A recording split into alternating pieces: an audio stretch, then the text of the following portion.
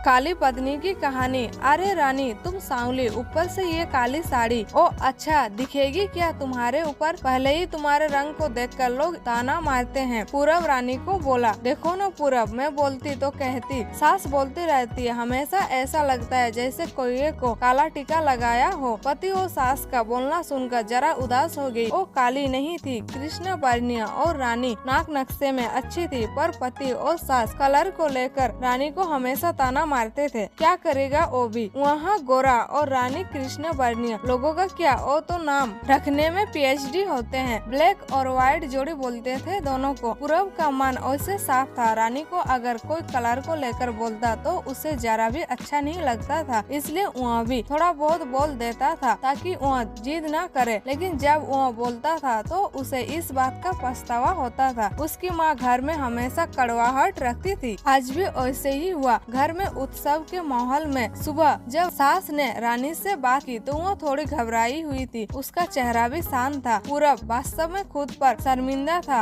अपराधी की तरह बैठने के बजाय वो काम के लिए बाहर गया। कोई सारी महिलाएं काली साड़ी पहनकर सड़कों पर चल रही थी। सभी गोरी थी ऐसा नहीं था, लेकिन उन पर वो काली साड़ी अच्छी लग रही थी। पूरब काम की जगह पर गया। उसका बचपन का दोस्त विक्की और उसका परिवार साथ में था। जान पहचान हुई, तभी पीठ के पीछे से विक्की की पत्नी आई। वह भी काली सांवली ही थी, काली साड़ी पहनी थी उसने। पीछे से एक आवाज आई, प्रतीक्षा दीदी अच्छी दिख रही हो आप, आपकी साड़ी भी अच्छी है और आप भी। प्रतीक्षा के चेहरे पर खुशी आई, उससे ज्यादा विक्की खुश हो गया था। पूरब विक्की को कुतूहल से देख रहा था। विक्की ने वो देखा और जाना। वो पूरब के सवालों का हल करना चाहता था। विक्की ने पूरब से सीधे ही पूछ लिया, पूछो तुम्हारे मन में जो भी है, मैं तुम्हें उसका उत्तर देने के लिए तैयार हूँ। पूरब पहले हड़बड़ाया, फिर वो बोलने लगा कि नहीं नहीं ऐसा कुछ भी नहीं है। विक्की ने पूरब से कहा, तुम मुझे नहीं जानते कि मैं लोगों का मन कितने अच्छे से पढ़ सकता हूँ। तुम तो मेरे बचपन के मित्र हो, तुम्हारे मन की बात भला मुझसे कैसे छुपी रह सकती है। विक्की आगे बोला, चलो ठीक है, तुम्हारा सवाल भी मैं भी बता देता हूँ। तुम यही सोच रहे हो ना कि मेरी पत्नी जो रंग से काली है और आज उसने काली साड़ी पहन रखी है, फिर भी वहाँ और मैं इतना खुश कैसे। पूरब सब कुछ शांति से सुन रहा था और कुछ भी बोल नहीं पा रहा था। विक्की बोला, काला रंग ऐसा रंग है जिसमें दुनिया का कोई भी रंग मिला दे वो कभी नहीं बदलता, यानी कि किसी और रंग की रंगत में वो अपना अस्तित्व कभी नहीं छोड़ता। इसी प्रकार प्रतीक्षा भी दिल से एकदम उस कलर की जैसी है, कभी भी रंगीन न होने वाली लड़की है। वो अपने मर्जी से जिए, यही मुझे लगता है। मैं उसे खुश देखना चाहता हूँ। लोगों का क्या, वो तो बैठे ही है बुरा भला बोलने के लिए। गोरी औरत रहे तो चिपकाली बोलती है, काली होती है तो चूहा या कौवा बोलते हैं। क्या क्या नहीं बोलते लोग। ताना मारने वाले मारते रहे, हमें हमेशा खुश रहना चाहिए। वही मैं अब कर रहा हूँ। और सुबह मुझे बोली, मैं कैसी दिख रही हूँ, अच्छी लग रही हो तुम। ऐसा बोलने पर उसके चेहरे पर वह कोलगेट स्माइल देखकर मुझे सकारात्मक ऊर्जा मिली। घर से बाहर निकले तो सभी बोलने लगे कि अच्छी लग रही हो भाभी। हम दोनों ने अच्छे मन से ये बात सोची, कोई न कोई ताना मारने के लिए बोला ही होगा ना। उस वजह से जीने की दिशा क्यों बदले। पूरब को उसके घर का सुबह का माहौल याद आया। वो खुद पर ही चिढ़ गया। उसे लगा वो सचमुच में गलत था, मैं ही रानी को दुख देता हूँ, उस वजह से सब उसे बोलते हैं। अब मुझे ही अपनी भूल सुधार कर उससे माफी मांगनी होगी। उसने हंसते हुए विक्की को अलविदा कहा। अपना काम निपटा कर वहाँ एक साड़ी की दुकान पर गया। रानी के लिए उसने काले रंग की साड़ी ली और घर गया। घर जाने के बाद रानी शांत बैठी थी। उसने रानी को आवाज दी और साड़ी उसके हाथ में दे दी। रानी को जरा अलग ही लगा। उसने प्रश्न नजरों से पूरब की ओर देखा। उसने बॉक्स खोलकर देखा तो काले रंग की साड़ी थी। रानी, मैं लाया हूँ तुम्हारे लिए ये साड़ी, आज पहन के दिखाओ कैसी दिखती हो तुम। अच्छी नहीं लगी तो बदल देंगे साड़ी को, देखने तो दो कैसी दिखती हो तुम इस रंग में। रानी को जरा अच्छा लगा। चलो तैयार हो जाओ, जल्दी हम जरा बाहर जाकर आते हैं, एक क्लाइंट के पास जाना है, उन्होंने बुलाया है जोड़ी में। पूरब का बोलना सुनकर रानी तैयार होने गई। काली साड़ी, उस पर हल्का सा मेकअप और लंबे बालों की चोटी। पूरब भी क्या, पूरब की माँ भी रानी को देखते ही रह गई। पूरब बोला, रानी सॉरी। हाँ, अरे लोगों की बातों में आकर मैं तुम्हें हमेशा बोलता रहा और खरा सौंदर्य किसमें है यह मैं भूल गया था। रंग दो ही है यह जानकर फिर जीना छोड़ दे क्या, अपनी खुद की पसंद छोड़ दे क्या। तुम्हें काली रंग की साड़ी पहनना बहुत अच्छा लगता था ना, पर मैं हमेशा तुम्हें टोकता रहा।